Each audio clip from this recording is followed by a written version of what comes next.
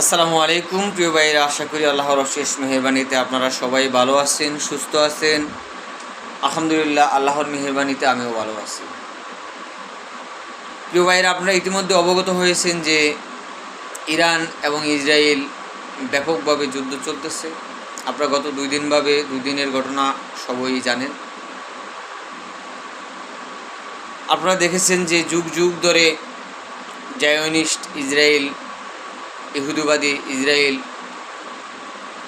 ফিলিস্তিনি রাষ্ট্রকে দখল করে তারা জোরপূর্বক ফিলিস্তিনে বসবাস করতেছে এবং ফিলিস্তিনে আমাদের নিরীহ মুসলমান ভাইদেরকে বাড়িঘর ছাড়া করেছে। তাদের বাড়িঘর, থাকার জায়গা সমস্ত কিছু ধ্বংস করে দিয়েছে এবং হাজার হাজার আমাদের প্রিয় ভাইদেরকে তারা শহীদ করে দিয়েছে। মুসলিম বিশ্বে অনেকগুলো শক্তিধর দেশ থাকা সত্ত্বেও একমাত্র ইরান সব সময় ফিলিস্তিনের পাশে ছিল, ফিলিস্তিনের পাশে থেকে জোরালো ভূমিকা পালন করেছে। আমরা দূরের থেকে শুধু ফিলিস্তিনের সে অসহায় নারী পুরুষ, অসহায় শিশু, অসহায় বৃদ্ধ, হাজার হাজার মানুষ বাড়ি ছাড়া ঘর ছাড়া, তাদের জন্য আমাদের একটু দোয়া করা ছাড়া আর কিছুই করার ছিল।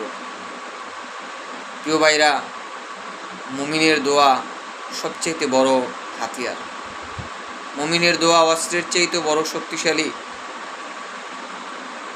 যাক, আলহামদুলিল্লাহ, আল্লাহর দরবারে শুকরিয়া আদায় করি, শেষ পর্যন্ত আমরা আল্লাহ চাইতো পৃথিবীর মানচিত্র থেকে ইসরায়েল নামক রাষ্ট্রটিকে মহান আল্লাহ অবশ্যই, আমি আশাবাদ ব্যক্ত করি যে ইরানের উসিলায়, ইরান দিয়েই আল্লাহ এই ইহুদিবাদী জাতিকে, জায়োনিস্ট জাতিকে, এই দাজ্জালের জনশক্তিকে, দাজ্জালের শক্তিকে দুনিয়া থেকে নিচ্ছিন্ন করে দেবে।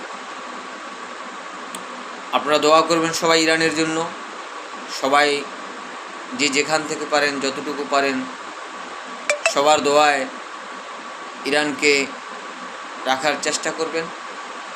আপনারা জানেন যে গতকালকে ইরান প্রায় 100 মিসাইল হামলা করেছে ইহুদিবাদী ইসরায়েলে। আপনারা সবাই তাদের ক্ষয়ক্ষতি দেখতে পেরেছেন। এর আগে ইসরায়েল ইরানে হামলা করেছে, সেটাও আপনারা জানেন।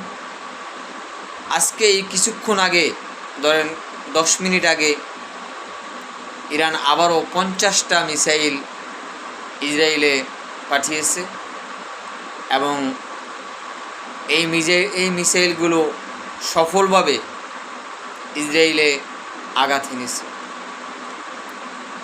তো প্রিয় ভাইরা, এই কথাটুকু বলার জন্য আমি আপনাদের সামনে হঠাৎ করে একটা ভিডিও বানানোর চেষ্টা করলাম, কথা বলার চেষ্টা করলাম।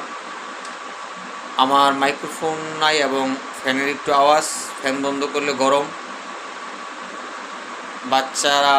বাচ্চা ওই রুমে ঘুমানো, রুমটাও আমি আলাদা একটা রুমে বসে ভিডিওটা করলাম। পিছনে ব্যাকগ্রাউন্ড হয়তো আপনাদের পছন্দ না হতে পারে।